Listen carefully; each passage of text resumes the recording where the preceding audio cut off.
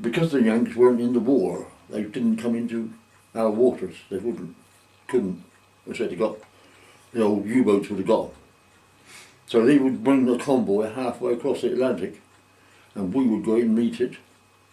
And during the night, never saw the Yanks at all. Heard them over the radio telephone. Never saw them. But we would take over the guard duty, and they were going back to America, and we'd bring the convoy back to England, up to Liverpool. So we did 3 or 4 of those.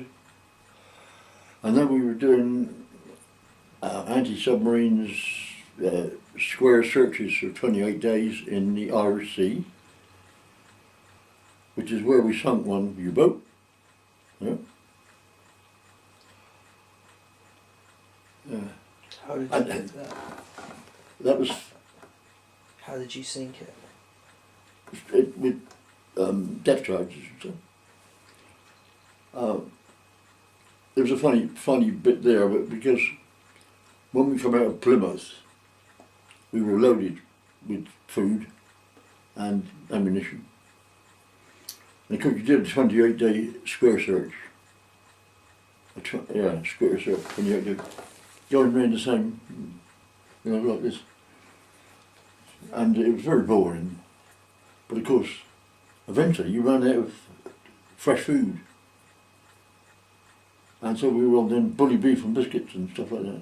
And we used to get so fed up with this that the governor, provided he had a good ping from the sonar, I mean it might be a shoal of fish or a wreck, but if he had a good ping saying there might be a submarine down there, he was quite entitled to attack it.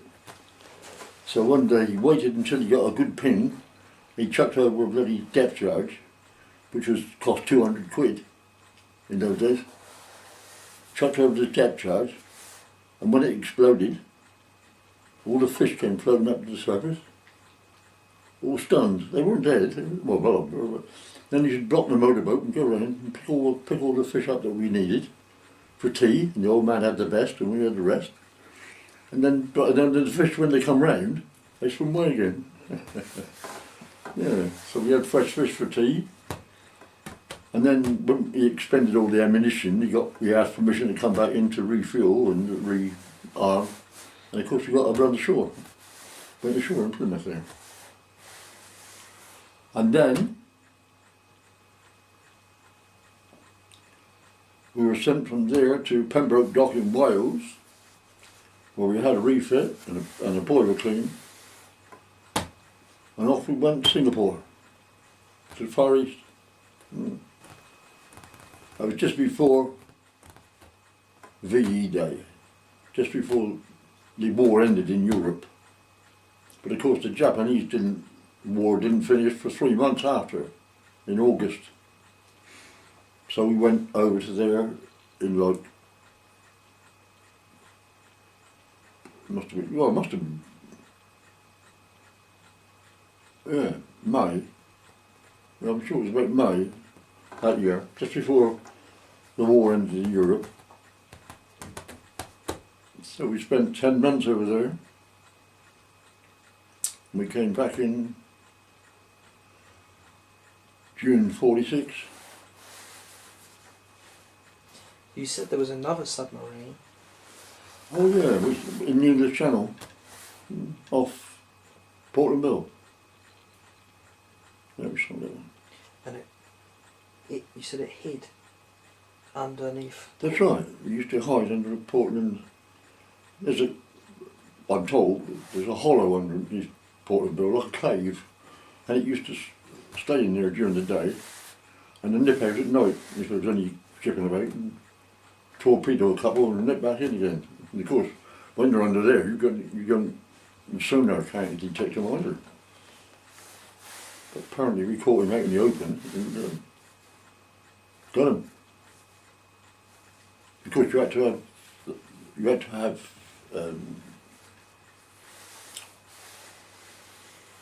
rubbish, debris from the submarine to let the Admiralty know, because it could be anything, couldn't it? You know, submarines when they're being attacked used to send all sorts of crap out through torpedo tubes to float to the surface to make people think that they'd sunk them. Yeah. And so they had to have good cause to say that they'd sunk the submarine. Had to be a part of the submarine, really. And we got that. And our skipper, who was a lieutenant commander, an Australian bloke, lieutenant commander, he got his over half a stripe and became a commander. He goes oak leaves on his hat and, you know, all the 3 great rings. Nice bloke he was. And when we were going through the Mediterranean, out to the Far East, he used to stop ship at 7:30 every morning. He used to stop ship, hands to bathe, and we used to go over the side.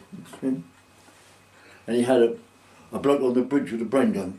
The motorboat used to circle around us with a bloke with a gun in it in case of any sharks or anything. And he used to come over as well, skipper, yeah. We used to play water polo with him. And you could do anything you like with him in the water. We used to duck him and, you know, all sorts. But once he put his foot back on that ladder, mate, he was the gaffer, you know. He was quite strict.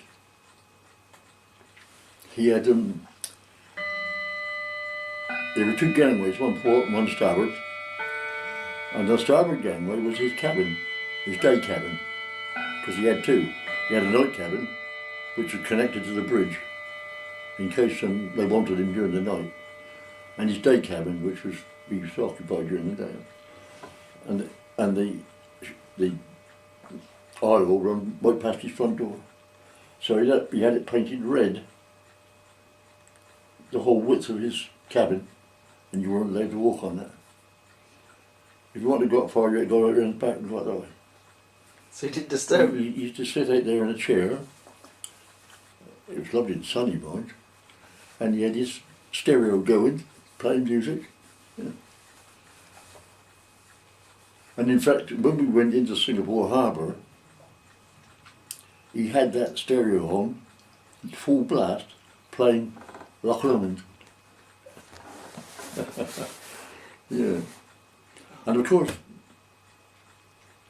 being a commander on a small ship, when we got to Singapore, he became in command of the escort group. So we had 6 ships under him. So you can imagine that all the signals that went to those other ships had to come through us. And we were worked to death, us signal blokes. Yeah, doing semaphore and lights and so on. But I couldn't cope with it. You couldn't on your own, you know.